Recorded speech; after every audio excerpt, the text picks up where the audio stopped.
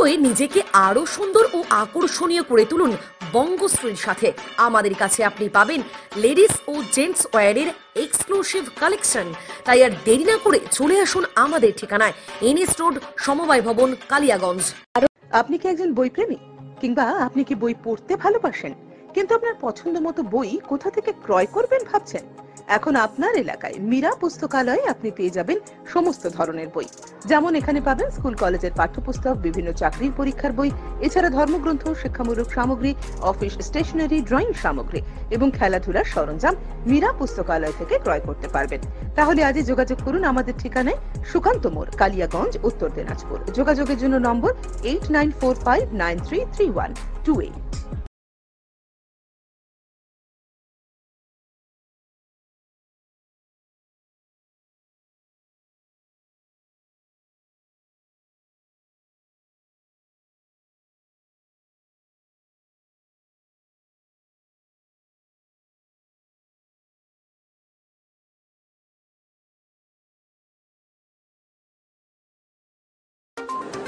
অনুষ্ঠানটি নিবেদন করছে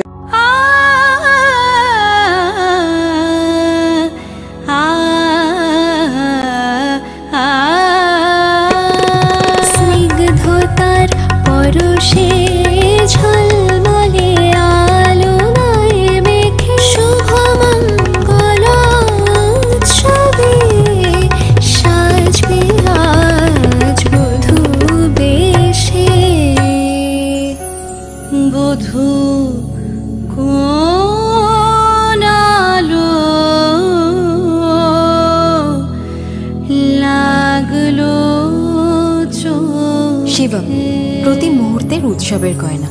শিবম জুয়েলারি হাউস, চিরদিনের।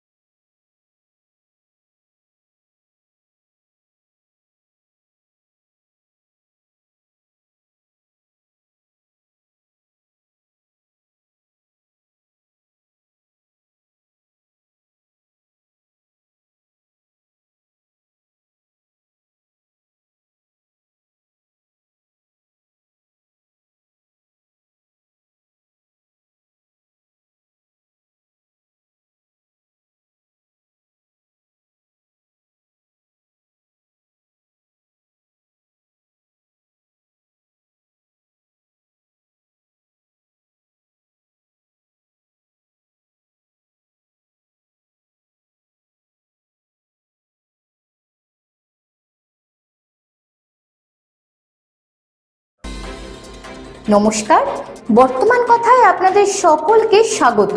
আপনাদের সঙ্গে রয়েছি আমি পিয়া, আর দেখতে থাকুন বর্তমান কথার এই বিশেষ প্রতিবেদন। বেঁচে থাকার পরেও পঞ্চায়েতের অবহেলার কারণে জীবিত ব্যক্তির নাম বাদ দিয়ে দেওয়া হয়েছে ইটাহার থানার ছঘগোড়া অঞ্চলের রঙ্গবালা পোদ্দারের। বর্তমানে বেশ কয়েক মাস ধরেই বিধবা ভাতা থেকে বঞ্চিত হচ্ছেন তিনি। ঘটনায় চাঞ্চল্য ছড়িয়েছে ইটাহার থানার ছয়ঘরা অঞ্চলের ঘোষাহারা গ্রামে। 90 বছরের রঙ্গবালা ঘোষাহার গ্রামেরই বাসিন্দা। টিনের চালা ঘরে ছেলে প্রভাস পোদ্দার ও বৌমার সঙ্গে বসবাস করেন। দীর্ঘদিন ধরে বৃদ্ধা ভাতা পাচ্ছিলেন রঙ্গবালা। হঠাৎ ভাতা বন্ধ হয়ে যায় কয়েক মাস আগে। ব্যাংক ও পঞ্চায়েত দফতরে গিয়ে জানতে পারেন রঙ্গবালা পোদ্দারের মৃত্যু হয়েছে। সেই কারণে ভাতা বন্ধ হয়েছে জানতে পারে ছেলে। মা বেঁচে থেকে মা বেঁচে থেকেও মায়ের মৃত্যুর কথা জানতে পেরে অবাক ছেলে প্রভাস পোদ্দার। তবে একাধিকবার পঞ্চায়েত ও ব্যাংকে জানিয়েও কোনো লাভ হচ্ছে না বলে জানান ছেলে ও বৃদ্ধা মা। যদিও পঞ্চায়েত প্রধান নাসরিন বানু বলেন, আমার সময় এই ধরনের ঘটনা ঘটেনি, আগের পঞ্চায়েত প্রধানের আমলে হতে পারে, তবে ওনারা যোগাযোগ করলে ব্যবস্থা করা হবে।